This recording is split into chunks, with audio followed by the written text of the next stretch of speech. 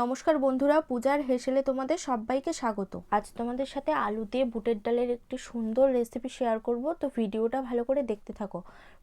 প্রথমে আমি কড়াইতে একটু তেল দিয়ে আলুটা ভালো করে লাল লাল করে ভেজে নেব।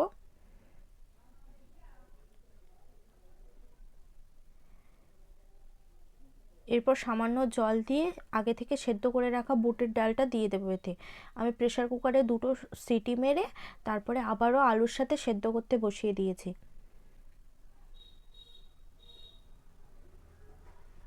এরপর সামান্য হলুদ আর নুন দিয়ে এটা ভালো করে ঢাকা দিয়ে সেদ্ধ করে নেব।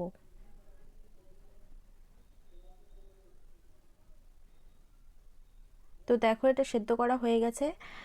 তো কড়াইতে আবারও একটু তেল দিয়ে ফোড়ন আর শুকনো লঙ্কাটা ভালো করে লাল লাল করে ভেজে নিয়ে আদাটা দিয়ে দেবো। আদাটা একটু সামান্য জল দিয়ে ভালো করে কষিয়ে নেব, যাতে আদার কাঁচা গন্ধটা না থাকে। মশলাটার থেকে তেল ছেড়ে আসলেই তরকারিটা দিয়ে দেবে। এরপর লঙ্কা গুঁড়ো, জিরে গুঁড়ো আর সামান্য চিনি দিয়ে ভালো করে মিশিয়ে নেব। আগে হলুদ আর নুনটা দেওয়া আছে, সেই জন্য আর পরে দিলাম না, তোমরা তোমাদের টেস্ট অনুযায়ী দিও।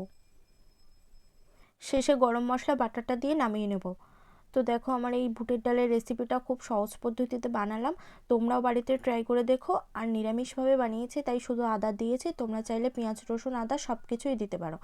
এটা তোমরা রুটি, লুচি বা পরোটার সাথেও ট্রাই করতে পারো, খুব ভালো লাগবে। তো ভিডিওটা কেমন লাগলো আর দেখতে কেমন লাগলো অবশ্যই তোমরা কমেন্ট করে জানিও। আর ভালো লাগলে আমার চ্যানেলটিকে সাবস্ক্রাইব করো, লাইক করো, শেয়ার করে দিও। দেখা হচ্ছে নতুন কোনো ভিডিওতে, ততক্ষণের জন্য টাটা।